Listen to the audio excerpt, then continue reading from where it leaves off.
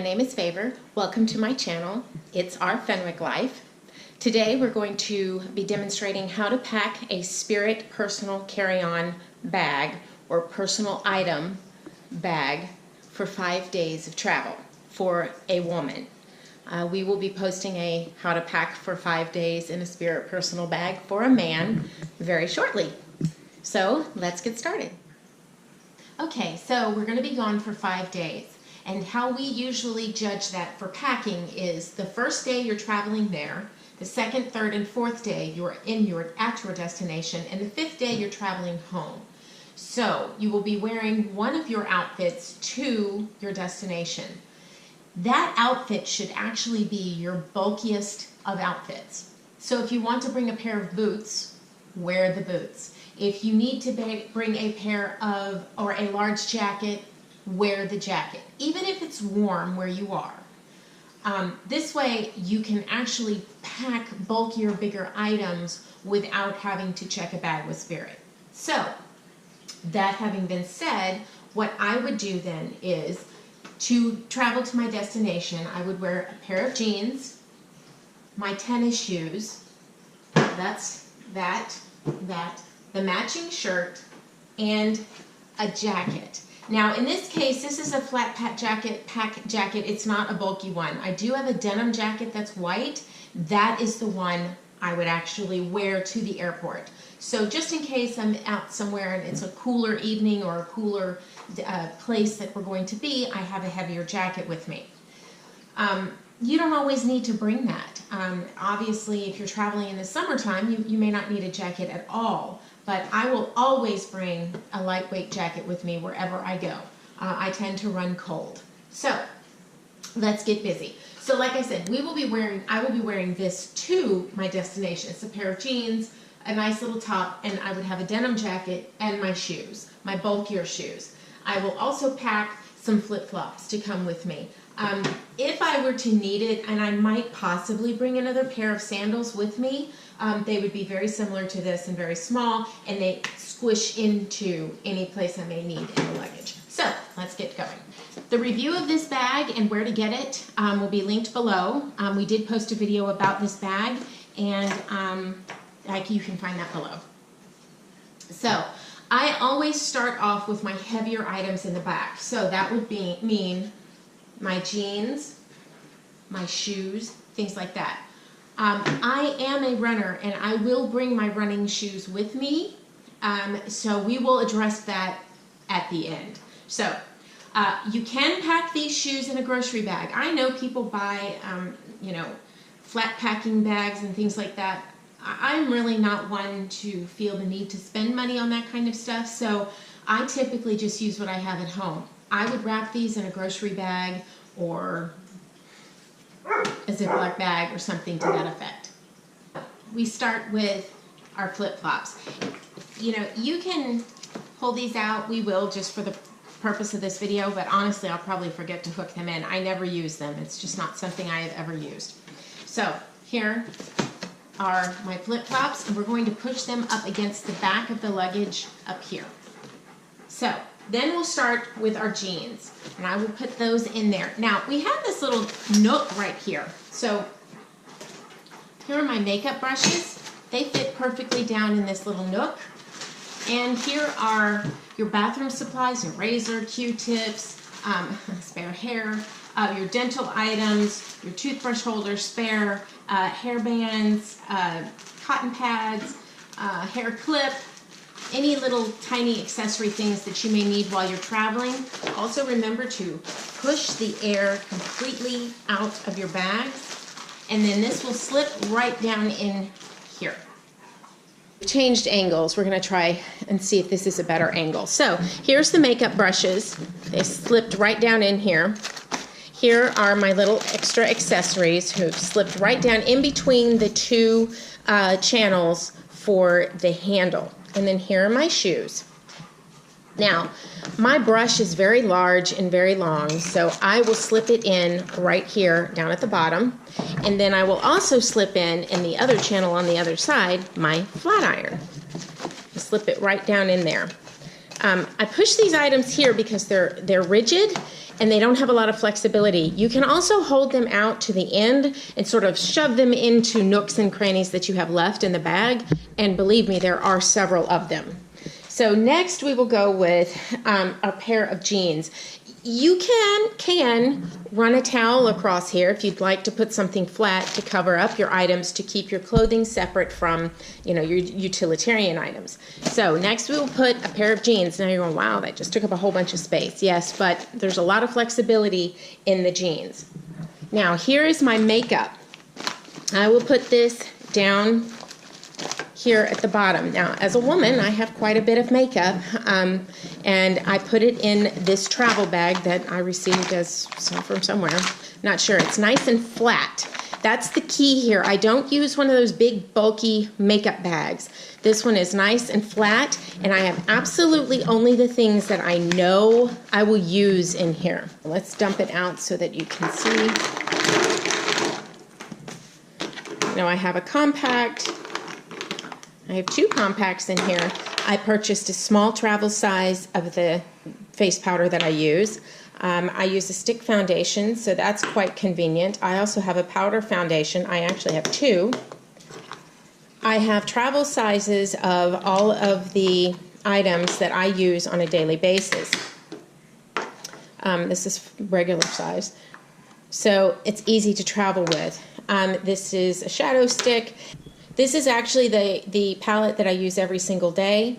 It has all of the colors that I use. I don't need anything extra. And it's a totally matte palette. If I need something with any kind of, you know, I don't know, shimmer, I use this, which is actually for the cheeks. It's a cheek highlighter, but I use it on my eyes and it works just fine. This is a stick foundation. If you do have a liquid foundation, do remember to put it in with your liquids. I have 2 waterproof and a standard mascara, a waterproof eyeliner, and then this is where I get into trouble because I can never make up my mind. All of my lipsticks.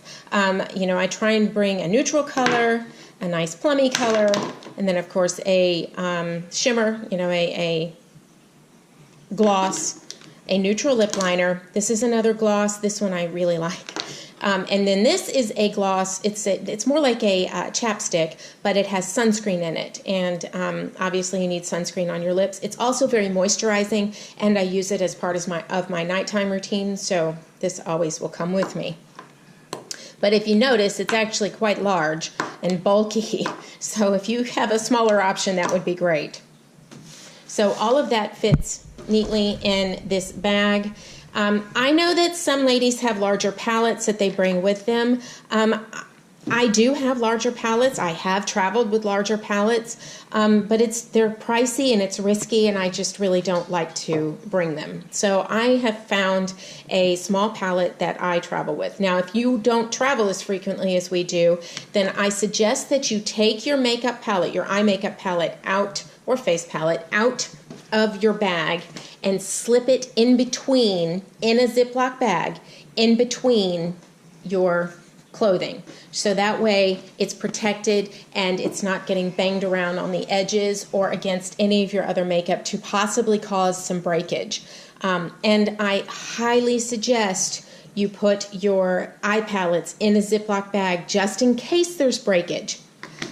These I've traveled with so many times, I've never had an issue with them breaking, and if I have, which I have broken one at home, this one, it has stayed contained inside the compact. And my brushes, this just happens to be what they came in. They fit perfectly in there, and I do have some extra ones in there, and it's nice and flat. The key is flat packing. So when you put your items in your bag, you know, and pack them flat. So stack them upon each other like this, as flat as possible, and this way it's not a bulky stack. These sort of things just kind of play Tetris inside your bag and get them as flat as possible. If they're rounded and bumpy and stick out, you're taking up room in your bag. And these are not flexible items, unlike your clothing and even your shoes, where they can cause a problem inside the bag. these are personal items, you know, your undergarments. So now see here, we've run into a problem. I'm going to pull these shoes out and I'm going to slide these items right in here, right down on the side, and then I'm going to slide my shoes right back in behind them, and there we go. We have a nice secure little spot. Now next, this is a black dress. I always bring, you know, a little flexible. This happens to be a summertime dress. This is from Nordstrom. It's a socialite dress that I will link below. Marnie Goldberg did a try-on of this dress that I'd be happy to link below. Once you arrive at your destination, just pull it out and hang it up, and it's perfectly fine. It can be used anywhere from a swim cover-up to a nice evening out with a cute little jacket, which we will bring, so you can dress it up or dress it down. And there's the jacket on top. Next, we have 4 pairs of shorts. 1, 2, 3, 4. Now, I would not normally bring 4 pairs of shorts. Normally, I would just bring neutral shorts since I have the jeans, which I actually normally wouldn't even bring.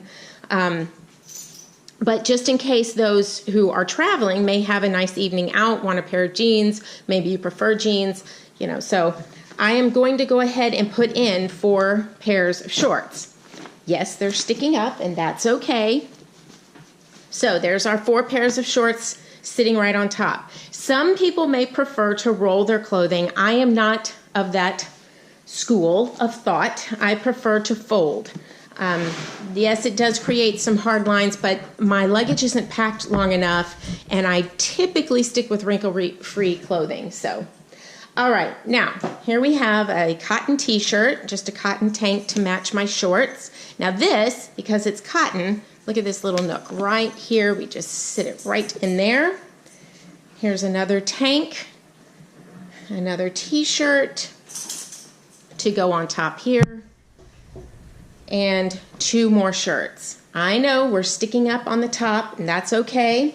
And then this would be just around the hotel top. Obviously, I've not included pajamas or anything like that in here. That's fine. They'll tuck down right in here, a small pair of pajamas. So that's that. Now we're going to close up the bag. And I apologize. It's hard to do this one-handed. You can see the bag zips right up. Tuck that little tassel in there. The bag zips right up. No problem. I haven't even pushed out the extension.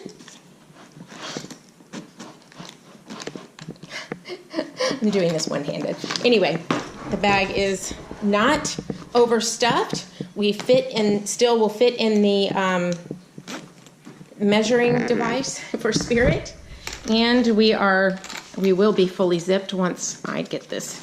There we go. So this is 5 days with some extra clothing, just as a precaution. Now, what do we have left? We have our liquids bag. I always do this with my liquids. You leave them on the top. Once you get your bag packed, you pull it just like this, and then you squeeze those liquids down in this little section right here. Why? Because these have to come out when you're going through security. So it's so much easier to just be able to zip open the bag right here and pull your liquids out than it is to have to open your bag completely and dig them out from underneath. I know this from experience. So let me clip this up here, and we'll stuff these down in the bag, and then I'll show you when I'm all. Now you can see my liquids are right here, right on top. Okay, I use a Ziploc bag because I just find that it's something I already have, and I don't need to buy an additional bag, and it seals up nicely, and when it wears I just replace it with another one. And then you seal your bag right on up, just like this. You have this external pocket on the luggage where I store my iPad. Whoops, it's hard to do this one-handed, I apologize. Where I store my iPad, it slips right down in there. And then this pocket right here, I put my headphones in and my external battery. I have a small external battery, and those slide right down in there. Maybe a pair of sunglasses or anything else that you may need while you're on the plane. My snacks I typically have in my hand in a Ziploc bag, but you can squeeze them down in here, no problem. And there you go. So now we are fully packed and within the weight limit. And our bag is not falling forward or falling over. And we are ready to go. Sometimes I do need to bring a pair of running shoes because I am a runner. Those can be problematic because they are large and bulky. Now, if it's not appropriate for you to wear them to your destination, then you have to find a way to sort of squeeze them into your bag. And this is how I handle that.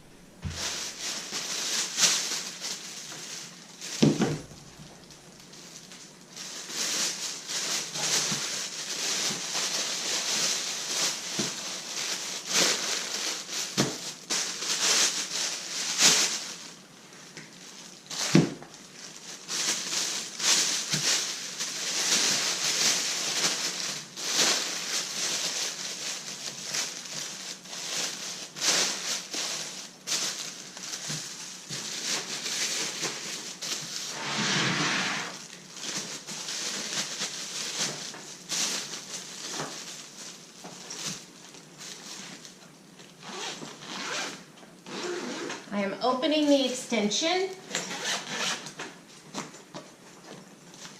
pulling this down. Now, you do have to push a little bit here, but it will fit.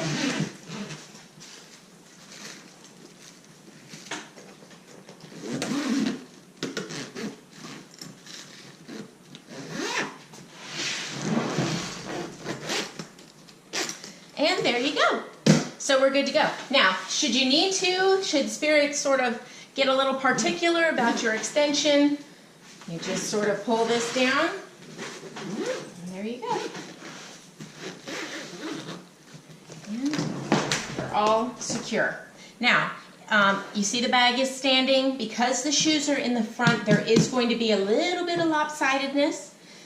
So you can push them down and pack around them, much like we did with the flip-flops. So if you'd like to pack them first, you can do that, and everything else will still fit in the bag. So this goes to show you, this may be, a smaller personal item. It's bag. It's still actually quite large, and you can fit 5 days worth of travel inside this bag. And technically, we packed 6 days because we brought extra clothing. So you can actually stay longer. And if you choose to do laundry, if you pack appropriately, you could squeeze a 7-day into here, no problem. So thank you so much for watching. If you're subscribed, thank you. If you haven't, please subscribe. We'd appreciate it. And if you like this video, you can give us a thumbs up. We'd appreciate that too. And we hope that this was helpful for you. When we first began traveling Spirit, it was helpful for us to find videos on how to travel with Spirit and how to do it in the barest fare possible. And we really enjoy the airline. And we hope that you have a wonderful flight wherever your destination may be. And we hope you have fun. And we will see you next time.